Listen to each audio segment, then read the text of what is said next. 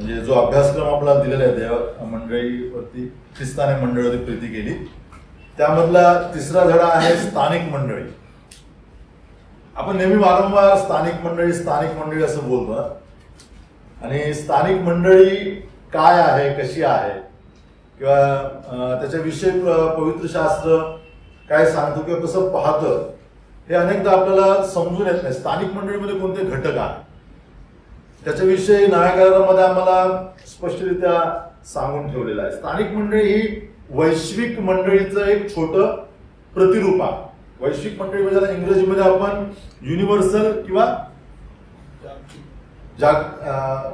Universal असेंब्लीचं योग्य भाषांतर वैश्विक मंडळी होऊ शकते, आणि म्हणून मी वैश्विक मंडळी हा शब्द वापरला. म्हणजे संपूर्ण विश्वामध्ये प्रभू येशू ख्रिस्तावरती विश्वास ठेवणाऱ्या समूहाला वैश्विक मंडळी म्हटलेला आहे. आणि त्या मंडळीकडून, त्या समूहाकडून प्रभू कोणत्या अपेक्षा करतो ते आम्हाला नव्या करारात दिलेला आहे, की ह्या विश्वास ठेवणाऱ्या लोकांनी आपलं जीवन कसं जगायचं. मग धार्मिक जीवन आहे त्यांचं उपासनेसंबंधीचं जीवन आहे, आणि मग जगाबरोबर राहत असताना त्यांनी कोणत्या गोष्टीचा अवलंब करावा त्याचे नियम आम्हाला या प्रकारामध्ये पाहायला मिळतात. ज्यावेळेस हे नियम दिले त्यावेळेस संप्रदाय नव्हते मंडळीमध्ये. आता अनेक संप्रदाय आहेत, परंतु सगळ्या संप्रदायातील विश्वासणाऱ्यांना प्रभू एक जागतिक मंडळी म्हणून संबोधतो. मग CNI वाले आहेत, CSI आहेत, पेंटिकॉस्टल आहेत, बॅप्टिस्ट आहेत, वेगवेगळ्या प्रकारचे न्यू लाईफ आहेत. तर अशा वेगवेगळे संप्रदाय या कालखंडामध्ये उदयास आले. परंतु ज्यावेळेस प्रभूने वचन दिलं त्यावेळेस प्रभू समोर केवळ एकच समुदाय होता, तो म्हणजे ख्रिस्तावरती विश्वास ठेवणारा समुदाय. हा जो समुदाय होता, म्हणजे ज्यावेळेस पौल किंवा नवा करारातले लेखक या मंडळीविषयी लिहित होते, त्यांच्यामध्ये एक महत्वाचा गुणधर्म होता, म्हणजे ते लोक ख्रिस्ताशी निष्ठावान होते. कोणाशी निष्ठावान होते? प्रभू येशू ख्रिस्ताबरोबर ते अतिशय प्रामाणिक होते. म्हणजे ज्यावेळेस रोमन कॅथलिक पंथ उदयास आला, पोपचं साम्राज्य आलं जगावर, पोप सांगेल ते पूर्व दिशा असं ठरलं, त्यावेळेस प्रभू येशू ख्रिस्ताशी निष्ठावान असणाऱ्या लोकांनी पोपच्या विचारांना विरोध केला. त्यांचं म्हणणं काय होतं की तुम्ही फक्त ख्रिस्ताला विरोध करा, ख्रिस्ताचा धिक्कार करा, तुम्ही आमचे नियम पालन करा, आम्ही शिकवलेल्या गोष्टी पालन करा. परंतु प्रसंगी या लोकांनी मरण स्वीकारलं, परंतु प्रभू येशू ख्रिस्ताचा धिक्कार त्यांनी केला नाही. म्हणजे इतके निष्ठावान हे लोक होते. जर तुम्हाला जर पुस्तक मिळालं मार्टिर्स बुक, फॉक्स नावाचा लेखक आहे, त्याने ते प्रकाशित केलेलं आहे. त्याच्यामध्ये जवळजवळ 1000 वर्षाच्या कालखंडामध्ये, प्रेषितांच्या नंतरच्या कालखंडामध्ये किती लोक हुतात्मे झाले प्रभू येशू ख्रिस्ताकरता. त्याच्यामध्ये स्त्रियांचा समावेश आहे, त्याच्यामध्ये तरुणांचा समावेश आहे, सर्व पंथातील लोकांचा समावेश आहे. खूप भयंकर पद्धतीने लोक सामोरे गेले रोमच्या सम्राटाला. तर हे निष्ठावान लोक होते प्रभू येशू ख्रिस्ताशी. मंडळीचं सगळ्यात पहिलं वैशिष्ट्य आम्हाला या ठिकाणी पाहायला मिळते की विश्वासणारे प्रभू येशू ख्रिस्ताशी एकनिष्ठ.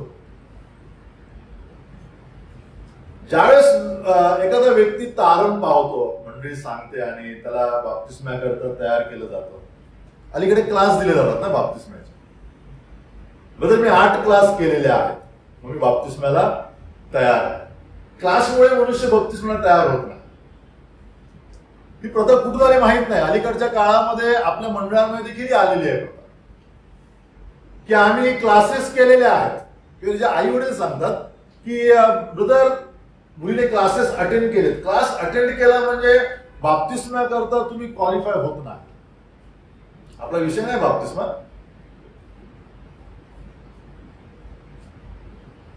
तारणच फक्त आम्हाला बाप्तिस्मा करता क्वालिफाय करतो. तारण नसेल तर बाप्तिस्म्याच्या टँकजवळ तुम्ही उभीच राहू शकत नाही. तुमचे वडील पाळत असतील, तुमचे वडील असतील मंडळीचे, नाही कुठलाच घटक काय करू शकत नाही, क्वालिफाय करू शकत नाही. क्लास तुम्ही अटेंड करा, तुम्हाला एका माहिती घेण्याकरता, बाप्तिस्म्याविषयी शिकण्याकरता, परंतु मी 8 क्लास 9 क्लास अटेंड केल्यामुळे मला बाप्तिस्मा द्या असं कुणी हे करू शकत नाही, अट ठेवू शकत नाही. तर ज्यावेळेस व्यक्तीचं तारण होतं आणि ज्यावेळेस व्यक्तीला मंडळी प्रार्थनापूर्वक बाप्तिस्मा करता तयार करते, त्यावेळेस हा महत्वाचा मुद्दा पाहणं गरजेचं आहे की ह्या व्यक्तीला ख्रिस्ताशी निष्ठावान राहण्याकरता शिकवणं आवश्यक आहे. आहेत का आमचे तरुण ख्रिस्ताशी निष्ठावान? आता बरं म्हणत होते आपल्याला एक दिवस पाणी येत नाही. गेल्या वेळी पण मी आलो तेव्हाच पाणी नव्हतं. आता माझी मीटिंग पुन्हा सप्टेंबर मध्ये ऑफिशियली तो दुसरा भागाची दुसरा विषय. हा विषय काय आज कम्प्लीट होणार नाही 12 तारीख. जर पुन्हा काहीतरी मध्ये यायचा विषय झाला तर मग थोडस सांभाळून राहणं गरजेचं. तर हा मुद्दा आम्हाला शिकवणं आवश्यक आहे तरुणांकरता, की तरुणच नाही सगळ्याच लोकांकरता, की आम्ही ख्रिस्ताशी निष्ठावान आहोत. मंडळीचं सगळ्यात मोठं वैशिष्ट्य ते आहे, इफिस मंडळीला प्रभूने दोष दिला प्रकटीकरणामध्ये की तू पहिली प्रीती सोडलीस. जो पहिला तुझा आवेग होता प्रेमाचा ख्रिस्ताविषयीचा तो नंतर मावळला. म्हणजे जो दोषारोप प्रभूने इफिस मंडळीला लावला तो दोषारोप आज मंडळावरती येऊ शकतो आमच्या, किंबहुना आला पाहिजे. इफिसच्या ज्या परिस्थितीला प्रभूने पाहिलं आणि मग म्हटलं की तू पहिली प्रीती सोडलीस, त्यापेक्षा अतिशय भयंकर अवस्था आज मंडळांची आणि मंडळातील विश्वासणाऱ्यांची. म्हणजे जी अवस्था पाहून प्रभू म्हणाला की तू पहिली प्रीती सोडलीस, इफिसची अवस्था पाहून, त्या इफिसच्या अवस्थेच्या कितीतरी खालच्या स्तरावरती आजची मंडळी आली. तर ही अवस्था मंडळांची आज आम्हाला पाहायला मिळते. त्याकरता आम्हाला हा विषय शिकणं आवश्यक आहे. बरं, हा विषय आम्ही शिकलो म्हणजे आम्ही मंडळाची प्रीती करणारे होऊ शकत नाही. जसं म्हटलं की बाप्तिस्माचे क्लास अटेंड झाल्यामुळे आम्ही क्वालिफाय होत नाही. जर यामध्ये शिकलेली तत्व आम्ही आमच्या जीवनात कुटुंबात आचरण केली नाही तर काही लाभ नाही, म्हणजे प्रभूला त्याच्यामध्ये काही आनंद नाही. स्थानिक मंडळी ते जी होती त्या मंडळीच्या दुसरा एक महत्वाचा गुणधर्म होता की ते लोक जगापासून लगेच वेगळे झाले. ज्या समाजामध्ये ते लोक होते, ज्या व्यवस्थेमध्ये सामाजिक व्यवस्थेमध्ये ते होते, तारण झाल्यानंतर प्रभू येशू ख्रिस्ताची ओळख झाल्यानंतर त्या क्षणी ते वेगळे झाले. आधी त्यांची उपासना, आधी त्यांची भक्ती, आधी त्यांच्या परंपरा ज्या काही होत्या त्या थांबल्या. प्रभू येशू ख्रिस्तावरती विश्वास ठेवल्यानंतर त्या सगळ्या गोष्टी बाजूला पडल्या आणि आता ते केवळ प्रभू येशू ख्रिस्ताची भक्ती आणि उपासना करू लागले. इतका वेगाने त्यांच्या जीवनामध्ये परिवर्तन झालं किंवा बदल झाला. आज आम्हाला कॉन्फरन्सेस घ्यावे लागतात सेपरेशन वरती. 40-40 वर्ष मंडळांना झाली, त्या मंडळांना सभा घ्याव्या लागतात, बोलवावं लागतं प्रचारकांना की आमच्या मंडळीला सेपरेशन शिकवा. तरी मंडळ सेपरेट होत नाही, विश्वासणारे सेपरेट होत नाही. ज्या काही परंपरा रुजलेल्या आहेत, ज्या ख्रिस्त विरोधी आहेत, त्या परंपरा त्यागण्याकरता आम्हा विश्वासाची तयारी होत नाही. परंतु 2000 वर्षापूर्वीच्या लोकांनी तात्काळ आपल्या जीवनामध्ये एक नवीन व्यवस्था लागू केली. हा एक महत्वाचा गुणधर्म आम्हाला पाहायला मिळतो. ती समस्या किंवा तो महत्वाचा भाग आजच्या विश्वासणाऱ्यांमध्ये आम्हाला दिसत नाही. आडेवेळे घेऊन काहीतरी प्रकार करून परंपरांची पूर्तता करण्याचा प्रयत्न विश्वासणारे करताना दिसतात. अतिशय गंभीर आणि वाईट गोष्ट आहे. नवीन जनरेशन या ठिकाणी बसलेलं आहे. बाकीच्यांचे जे त्यांच्याविषयी आता काय आशा राहिलेली नाही, कारण ते किती बोलतील आम्हाला माहित नाही भविष्यामध्ये जाऊन. जे तरुण वर्ग या ठिकाणी बसलेत, भविष्यामध्ये 5-7 वर्षानंतर कालांतराने तुमच्या हातामध्ये काही सूत्र येतील तर तुम्हाला काही अधिकार प्राप्त होतील. तुम्ही जर त्याच परंपरांना किंवा त्याच गोष्टींना तडजोडीच्या दृष्टीने पाहिलं तर पुढची जी काही पिढी असणार आहे ना, अतिशय भयंकर पिढी असणार, लवादिक्यापेक्षा भयंकर पिढी असणार आहे. आपल्या मंडळींचं अवस्था मी सांगायला, बाहेरच्या मंडळींचं नाही. आणि म्हणून ज्यांना वाटतं की आमचं काहीतरी सत्व राहावं, त्यांनी अतिशय गंभीरपणे आपल्या जीवनामध्ये पावलं उचलणं आवश्यक आहे. तडजोड न करता किंमत भरावी लागणार आहे. किंमत जर भरायला आम्ही तयार नाही तर काही लाभ नाही मिळणार. आजची अवस्था ती आहे.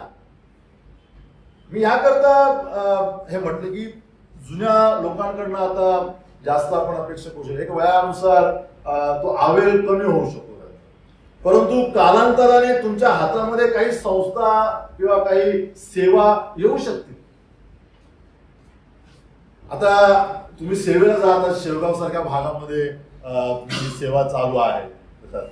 बुलढाण्यामध्ये देखील मंडळातला काही तरुण वर्ग जात. आम्ही विश्वासाने त्यांच्यावरती ती जबाबदारी सोपली आहे. उद्या अशा ठिकाणच्या सेवांमध्ये तुम्ही कॉम्प्रोमाइजिंग विचार ठेवलेत, नुकसान झालं नाही. आणि त्यामुळे ती जबाबदारी तुमच्या हातामध्ये आहे. जितकं होईल तितकं आम्हाला चुकीच्या तत्वांना विरोध करणं आवश्यक आहे. कोणी असू दे. म्हणजे जी गोष्ट ख्रिस्ताच्या मंडळीशी जुळत नाही, मंडळीच्या जीवनाशी संबंधित नाही, तिला स्वीकारायचा प्रश्नच येत नाही. स्थानिक मंडळी ज्या होत्या, करीत वाचतो, गलिती वाचतो, त्यांच्या जीवनामध्ये ह्या गोष्टी होत्या, त्यांच्या जीवनामध्ये समस्या होत्या. परंतु आम्हाला पाहायला मिळतं त्या ठिकाणी की त्या लोकांनी विरोध केला त्या ठिकाणी. आणि मग ते काही तत्व काही काळ 400-300 वर्ष ते चालल्या आणि नंतर मग एक कॉम्प्रोमाइजिंग विचार पुढे आला. तडजोडीचं धोरण स्वीकारायला लागले विश्वास. परगम मंडळी आली, बहिणी उभ्या राहिल्या शिकवायला. आणि मग सगळा काही भाग त्या ठिकाणी आम्हाला पाहायला मिळतो. तुम्ही जो इतिहास वाचला तर आम्हाला पाहायला मिळेल. मग त्यातून काही गोष्टी आजच्या मंडळांमध्ये रुजलेल्या आहेत, वेगवेगळ्या डिनॉमिनेशन, जे आम्हाला पाहायला मिळतं की या ठिकाणी ही गोष्ट आहे, त्या ठिकाणी ती गोष्ट आहे. ते तिकडनं आलेल्या गोष्टी आहेत, रुजलेल्या आहेत. त्याच्यावरती काही कारवाई केली नाही त्यावेळेच्या पुढाऱ्यांनी किंवा विश्वास नाही. जर आम्ही देखील हात जोडून गप्प बसलो तर पुढच्या कालखंडामध्ये आणखीन भयंकर परिस्थिती. आणि म्हणून स्थानिक मंडळीचं ज्यावेळेस आम्ही विचार करतो प्रारंभीच्या, त्यावेळेस ते ख्रिस्ताचे एकनिष्ठ होते. मग ख्रिस्ताशी एकनिष्ठ राहिल्यावरती मला माणसांच्या विचारांचा विचार करावा लागत नाही. हा मनुष्य माझ्यावरती रागवेल, हा मनुष्य माझ्यावरती उद्या त्याच्याशी माझं नातं खराब होईल, ह्याचा विचार आमच्या जीवनामध्ये येत नाही. जर आम्ही ख्रिस्ताशी एकनिष्ठ नाही तर मग या गोष्टींचा विचार तुम्हाला करावा. एखाद्या व्यक्तीची आम्हाला बांधिलकी हवी, एखाद्या व्यक्ती समूहाशी, या लोकांशी आमचं नातं नीट राहणं आवश्यक आहे. नातं नीट ठेवणं आवश्यक आहे. सगळ्यांचं मंडळीचा सिद्धांत आम्हाला शिकवतो, आम्ही एकमेकांमध्ये अवलंबून आहोत. परंतु वचनांना मारून, वचनांच्या नियमांचा बळी देऊन मला कोणाशी नातं नीट नाही ठेवायचं. ती गोष्ट आज मंडळा करत आहेत, आपल्या मंडळा करत आहेत, आपले पुढारी करत आहेत. आणि त्यामुळे येणारा कालखंड भयंकर राहणार जर त्या गोष्टींना आम्ही गिरवलं तर. तर त्या स्थानिक मंडळा ख्रिस्ताशी एकनिष्ठ होत्या, त्या जगापासून तात्काळ वेगळ्या झाल्या आणि ख्रिस्ताची भक्ती आणि उपासना करत राहिल्या. त्यांना जे काही सांगितलं त्या आज्ञा त्यांनी तत्परतेने पाळल्या. थेसलोनिकरांचा पहिला अध्याय वाचा, पहिले पत्राचा. पौल त्यांचं कौतुक करतो की तुम्ही मूर्त्यांकडून ख्रिस्ताकडे कसे वळलात. मूर्तीपूजक प्रांतामध्ये मंडळी आहेत थेसलोनिकरांच्या, सगळ्या मूर्तीपूजक. प्रभू येशू ख्रिस्त समजल्यावरती पौल शब्द वापरतो, तुम्ही वळलात. 360 डिग्रीमध्ये तुम्ही वळलात मूर्त्यांकडे. जिथे तुम्ही गुडघे टेकत होता, तुमचं मुख ज्या मूर्त्यांकडे होतं त्या मूर्त्यांकडे एकदम पाठ केली होती, आणि आता तुमचे गुडघे केवळ ख्रिस्तापुढे टेकवला. हे जे परिवर्तन आहे. आणि थेसलोनिका मंडळीचं आयुष्य किती होतं ज्यावेळेस पौल पत्र लिहितो? जास्तीत जास्त 2 वर्ष. पौल 3 आठवडे मासिडोनियात राहिला, शिकवलं, मंडळी स्थापन झाली. पौल बाहेर गेला आणि नंतर 1.5 वर्षाने पौल मंडळीला पत्र लिहिला.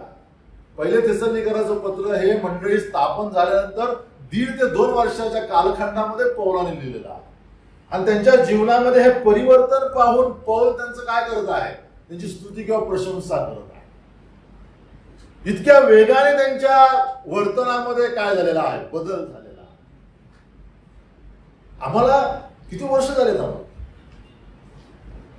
आम्हाला अजूनही कष्ट पडत आहेत काही गोष्टी त्यागण्याकरता, ख्रिस्ताशी एकनिष्ठ राहण्याकरता. ठीक आहे.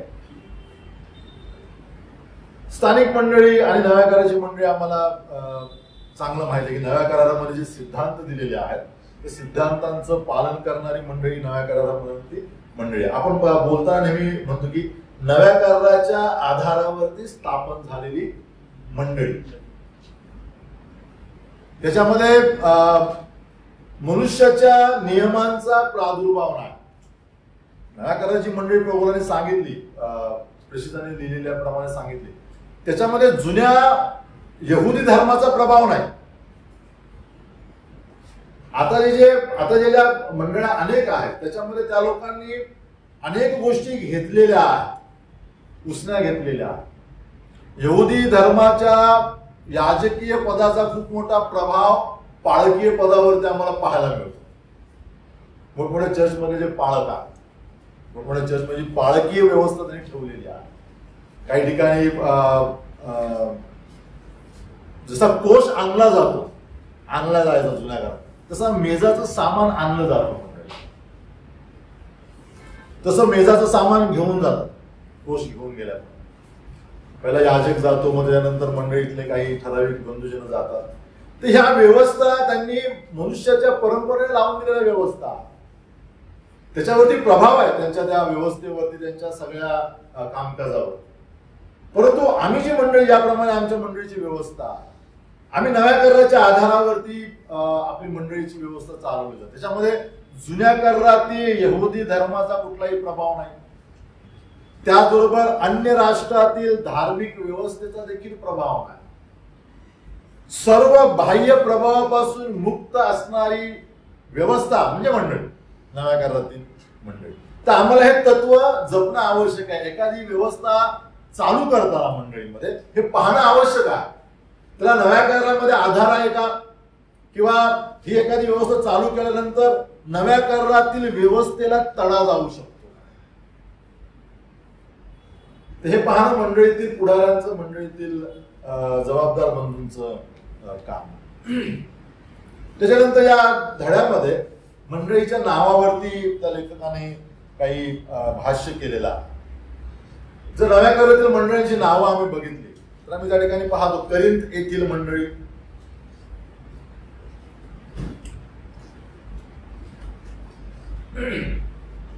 गलती येथील मंडळी, म्हणजे ज्या शहरामध्ये विश्वासणारे एकत्र जमतात किंवा ज्या शहरातून ते उद्धार पावलेले आहेत त्या शहराचं नाव स्थानिक मंडळीला दिलं गेलं. ज्याप्रमाणे आपली मंडळी आहे, कळवा विश्वासणाऱ्यांची मंडळी, बरोबर, एव्हरशाईन मधल्या विश्वासणाऱ्यांची मंडळी, एव्हरशाईन मध्ये आहे एव्हरशाईन ब्रदरन मंडळी. तर त्यावेळच्या लोकांनी तिथल्या स्थानिक नगराची नावं देऊन मंडळांना ओळख दिली. त्या प्रकारे देखील आम्ही पवित्र शास्त्राचा उदाहरण पुढे ठेवून चालू शकतो. मध्यंतरीच्या काळामध्ये 500, 400, 500 वर्षाच्या कालखंडामध्ये व्यक्तींच्या नावाने मंडळा सुरू झाल्या. आज आम्ही काही ठिकाणी पाहतो संतांची नावं लावली जातात, विशेष लोकांच्या नावाने मंडळा सुरू केल्या जातात. त्याच्यामध्ये समस्या अशी येऊ शकते भविष्यामध्ये किंवा आलेल्या आहेत, नावांमुळे किंवा विशेष विचारांवर आधारलेली मंडळी नंतर फुटण्याची शक्यता जास्त असते. मेथडिस्ट मंडळी एका विशिष्ट मेथडने चालणारी मंडळी, या सगळ्यांमध्ये विशिष्ट प्रकारच्या व्यवस्था असल्यामुळे त्या मंडळांना ती नावं देण्यात आली. आपण विचारतो तुम्ही कुठल्या मंडळीचे आहात, असं सांगतात आम्ही न्यू लाईफ आहोत, आम्ही पेंटिकॉस्टल आहोत, आम्ही बॅप्टिस्ट आहोत, आम्ही ब्रदरन आहोत, आम्ही इंडिपेंडंट आहोत वगैरे वगैरे. तर ही सगळी जी नावं आहेत त्या सगळ्या नावांमुळे आपोआप दुरावा निर्माण. मी बऱ्याच वर्षापूर्वीची गोष्ट आहे, मी त्यावेळेस नोकरी करत होतो. एका ठिकाणी आम्ही उभा असताना एका ठिकाणी जात होतो, त्याकरता मी एका गाडीजवळ उभा होतो आणि मी बघितलं की ड्रायव्हर बायबल वाचत आहे. तो मला वाटतं तमिळ किंवा तेलुगू ड्रायव्हर असावा, कारण ती भाषा कळत नव्हती, वेगळ्या भाषेची बायबल होती. मी कास वाजवली आणि मग त्याला मी प्रेज लॉर्ड म्हटलं. तो पण प्रेज लॉर्ड म्हणून बाहेर आला. म्हटलं तुम्हाला बायबल वाचता, आपको बायबल पढ़ते हुए देखकर मैंने आपका आवाज. त्याने विचारलं विश्वासी आहे का, मला हा विश्वास आहे. विचारलं मी कुठल्या मंडळीची तुम्ही आहात, तो मला मी पेंटिकॉस्टल आहे. त्याने मला विचारलं, मी म्हणतो त्याला म्हटलं मी ब्रदरन मंडळीचा. आणि हे ऐकल्यावरती मग तो अतिशय एका नकारात्मक भावनेने तो बोलायला, आप लोगों का पवित्र आत्मा के बारे में विचार है, आप लोग पवित्र आत्मा को ज्यादा स्थान नहीं देते वगैरे वगैरे असं तर गोष्टी काढायला. मी बोला बदल, मी फक्त तुमच्या हातामध्ये बायबल बघितलं, बायबल बघून मी तुम्हाला प्रेज लॉर्ड किंवा प्रभूची स्तुती असं म्हणालो. तुमच्याशी कॉन्टॅक्ट करताना मी पेंटिकॉस्टल आहे किंवा हे बघितलं नाही, बायबल हातामध्ये बघून मी तुमच्या जवळ आलो. राहिला मुद्दा हा जो सिद्धांतांचा, हा मुद्दा आम्ही चर्चा करू शकतो. तुमच्या ज्या क्युरिया आहेत किंवा आमचं जे मत आहे पवित्र आत्म्याविषयी, अन्य भाषेविषयी, ते आपण बसून चर्चा करू शकतो. परंतु आता तो मुद्दा नाहीये. तुम्ही एका फुटपाथवरती गाडी बाजूला पार्क केली, मी तिथे ड्युटी करता उभा, मी तुम्हाला हॅलो म्हटलेला आहे. सांगायला तात्पर्य की ज्यावेळेस डिनॉमिनेशनची नावं ऐकली जातात, आपण आपोआप मागे येतो, दुरावा आपोआप निर्माण. ख्रिस्ती म्हणून आम्ही अप्रोच होतो एका व्यक्तीकडे, बायबल बघितलं किंवा ज्या हातामध्ये किंवा नाव बघून तुम्ही ख्रिस्ती आहात का वगैरे. परंतु काळानंतर थोडा एक दोन शब्दानंतर ज्यावेळेस आम्हाला मंडळांची नावं कळतात, त्यावेळेस आम्ही अनेकदा मागे येतो, समोरची व्यक्ती लगेच मागे. तर हा मुद्दा या ठिकाणी लेखकांच्या पुस्तकामध्ये स्पष्ट केलेला आहे की सांप्रदायिक नावं विश्वासणाऱ्यांना, ख्रिस्ती लोकांना एकमेकांपासून वेगळे करतात, किंवा सैतानाचा मोठा उद्देश आहे विश्वासणाऱ्यांमध्ये फुटी पाडणे, ख्रिस्ताच्या नावात एकत्र आलेल्या लोकांमध्ये डिव्हिजन करणे. त्याला हातभार लावण्याचं काम कोण करतं? संप्रदाय. आम्ही अनेकदा सैतानावरती बिल फोडून मोकळे होतो. सैतान काय करत आहे? मंडळांमध्ये फुटी पाडतो. परंतु खूप मोठा भाग आमचा आहे, खूप मोठी जबाबदारी आमच्यावरती आहे की आम्ही अप्रत्यक्षपणे सैतानाला सहकार्य करणारे बनतो. एखाद्या व्यक्तीचं, एखाद्या विश्वासणाऱ्याच्या डिनॉमिनेशन पाहून, त्यांचा सैद्धांतिक कल पाहून तुम्ही कोणत्या गोष्टीवर विश्वास ठेवता, तुम्ही कोणत्या गोष्टी मानता, तुम्ही कोणत्या गोष्टी मानत नाही, या सगळ्या गोष्टी. ठीक आहे, या विषयाबरोबर एक महत्वाचा मुद्दा आम्ही जोडू. ज्याच्यामध्ये बरेचसे मुद्दे आहेत, तुम्ही माझ्या नोट्स मी दिल्या, तर तुम्ही वाचलात की तुम्हाला तो कळून येईल. त्याच्यावरती जास्त स्पष्टीकरण देण्याची गरज नाही. म्हणजे स्थानिक मंडळीच्या जबाबदाऱ्यांमध्ये पहिलं काम त्या ठिकाणी सुवार्थ कार्य आहे, कलवा मंडळी करत आहे सुवार्थ कार्य. त्याच्यानंतर दुसरं आहे एडिफिकेशन, तिसरं आहे स्थापने. दोन्ही गोष्टी एकच आहेत, एडिफिकेशन आणि इस्टॅब्लिश. इफिस्कराचं पत्र 4 अध्याय 11 ते 14 वचनांमध्ये पौलाने एक महत्वाचा मुद्दा त्या ठिकाणी सांगितला. मंडळीतील विश्वासणाऱ्यांना प्रभू येशू ख्रिस्ताच्या प्रतिरूपामध्ये वाढवण्याकरता पवित्र आत्म्याने काही कृपादानं दिली. त्यामध्ये 5 कृपादानं आम्हाला पाहायला मिळतात, परंतु ती त्यापैकी 2 कृपादानं पूर्ण झाली, म्हणजे ते आता नाहीये, प्रेषित आणि संदेश. मग आता मंडळांना तयार करणे, ख्रिस्ताच्या स्वरूपामध्ये वाढवणे आणि प्रस्थापित करणे यांची जबाबदारी या बाकीच्या 3 कृपादानावरती आहे. त्यापैकी ते आहेत सुवार्तिक, पाळक आणि शिक्षक. जर कृपादानाविषयी आम्ही पाहिलं, 1 कोरिंथ 12 त्याच्यामध्ये बरीचशी कृपादान, रोग बरे करणे, अन्य भाषा बोलणे. परंतु इफिसच्या पत्रामध्ये पौल व्यक्तींना कृपादान म्हणतो. पाळक हे कृपादान आहे, सुवार्तिक हे कृपादान आहे, शिक्षक हे कृपादान आहे. म्हणजे मंडळीने प्रार्थना करणं आवश्यक आहे की आमच्या मंडळीमध्ये ही कृपादान असावीत. म्हणजे कोणती? आमच्या मंडळीमध्ये पाळक असावेत. पाळकाचा अर्थ सेमिनरीमध्ये 3-4 वर्ष शिकून आलेल्या व्यक्तीविषयी बायबल या ठिकाणी म्हणत नाही. आमच्याकडे सुवार्तिक असावेत. हे 3 वर्ष अभ्यासक्रम करून आलेल्या व्यक्तीला कमेंट करणं मंडळीत त्याच्याविषयी का पौल म्हणत नाही. म्हणजे ज्याला पवित्र आत्म्याने ती प्रेरणा दिलेली आहे, ज्या व्यक्तीच्या अंतःकरणात पाळकाचं अंतःकरण पवित्र आत्म्याने ठेवलेला, ज्या व्यक्तीच्या अंतःकरणात नाश पावणाऱ्या लोकांविषयीची कळकळ पवित्र आत्म्याने ठेवलेली आहे. पवित्र आत्मा त्याला स्वार्थिक बनवतो, पवित्र आत्मा त्याला पाळक बनवतो. ज्या व्यक्तीच्या अंतःकरणात मंडळीच्या आध्यात्मिक वाढीविषयीची कळकळ ठेवलेली आहे, त्या व्यक्तीला पाळका शिक्षकाचं अंतःकरण पवित्र आत्मा रे. आज काय झालेलं आहे? आज हा नव्या कराराचा पॅटर्न, आम्ही म्हणतो आमची मंडळी नव्या कराराच्या आधारावरती आहे, परंतु हा जो काही पॅटर्न आहे कृपादानांचा, तो आमच्या मंडळात तोडताना दिसतो. ज्याने बायबल कॉलेज केलेला त्याच्यामध्ये पाळकाचं अंतःकरण असायला पाहिजे असं काही नाही. अनेक लोक सवड म्हणून बायबल कॉलेज करतात, अनेक लोकांकडे वेळ आहे, अनेक लोक एक कुतूहल म्हणून बायबल कॉलेज करतात, अनेक लोक अभ्यास करण्याकरता बायबल कॉलेज देखील करतात, बहुतांश करतात. परंतु हा क्रायटेरिया आम्ही वारंवार मंडळीत लावू शकत नाही की बायबल कॉलेज करून आला आहे म्हणून त्याला मंडळीत सेवक बनवणं नाही. बायबल कॉलेज करून आलेला आहे म्हणून त्याला काय करायचं? मंडळीत पाळक बनवायचं नाही. पौल या स्पष्ट म्हणतो की पवित्र आत्मा पाळक देतो, सेमिनरी पाळक देत नाही ना. पवित्र आत्मा सुवार्तिकाला देतो. सेमिनरीमध्ये शिकवलं जात नाही कशी सुवार्ता सांगा, मराठवाड्यातल्या माणसाला कशी सुवार्ता सांगावी, कोकणातल्या माणसाला कशी सुवार्ता सांगावी, नगरमधल्या माणसाला एक सेमिनरी नाही शिकतो. सेमिनरी पॅटर्न देतो. गॉस्पल म्हणजे काय? So and so. रोमकराचं पत्र 1 अध्यायामध्ये तुम्हाला शिकवते. पवित्र आत्मा शिकवतो त्या व्यक्तीला, पवित्र आत्मा मोल्ड करतो आतून त्या व्यक्तीला की बाबा अशा प्रकारे त्याला अप्रोच. तो जोपर्यंत पवित्र आत्मा कोणाला पाळक बनवत नाही, जोपर्यंत पवित्र आत्मा कोणाला सुवार्तिक बनवत नाही, जोपर्यंत पवित्र आत्मा कोणाला शिक्षक बनवत नाही, मंडळी त्यांना पुढे करू शकत नाही. आज झालेलं काय? काही लोकांना समूह म्हणतात, बघा तुम्ही खूप चांगले बोलता,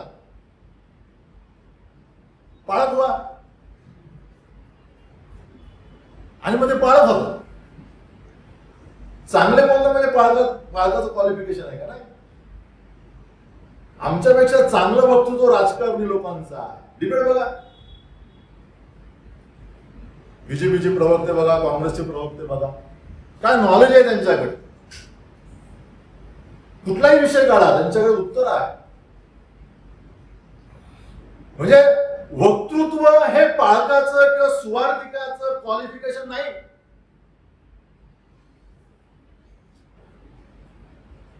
आपल्या मंडळात गल्लत करतात.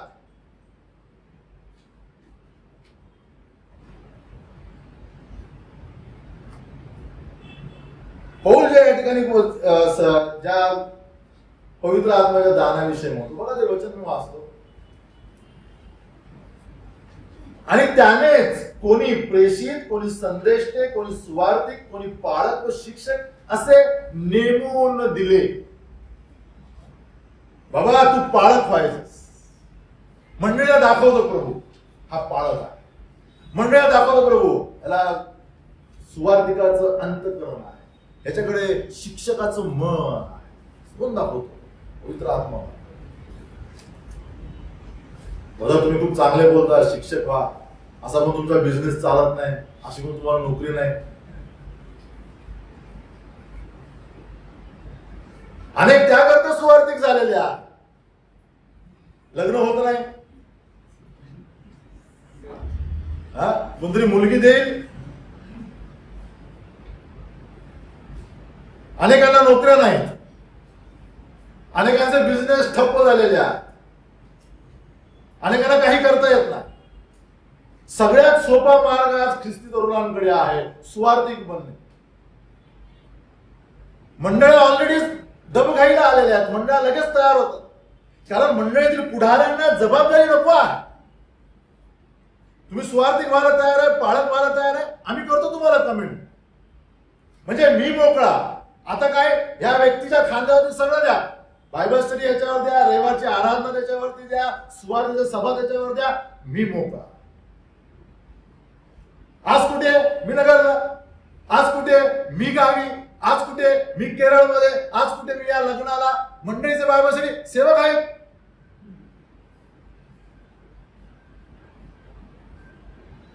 म्हणून मंडळ पटापट काय करतात, कमेंडेशन देतात. हो म्हणतो ही कृपादान आहे. मंडळीला स्पष्टपणे समजलं का की ह्याला पवित्र आत्म्याचं कृपादान आहे, ह्याला खरोखर पाचारण आहे. मंडळा उठल्या आणि कमेंट करून टाकल्या, नुकसान केलं मंडळाने, त्या व्यक्तींचं, त्या कुटुंबांचं, त्या मंडळांचं. पौलाने त्या बाबतीत त्या ठिकाणी मुद्दा आमच्या समोर ठेवला. हे 3 जबाबदाऱ्या किंवा हे 3 कृपादान आहेत, आम्ही मागणं आवश्यक आहे. 1 कोरिंथ 14व्या अध्यायामध्ये 1ल्या वचनात पौल म्हणतो की तुम्ही मागा, संदेश द्यावे ही तुमची प्रभूची इच्छा आहे. प्रभू तुम्हाला उभं करेल. तरुणांनी मागणं आवश्यक आहे. प्रभू तुम्हाला जे प्रभूच्या मनामध्ये आहे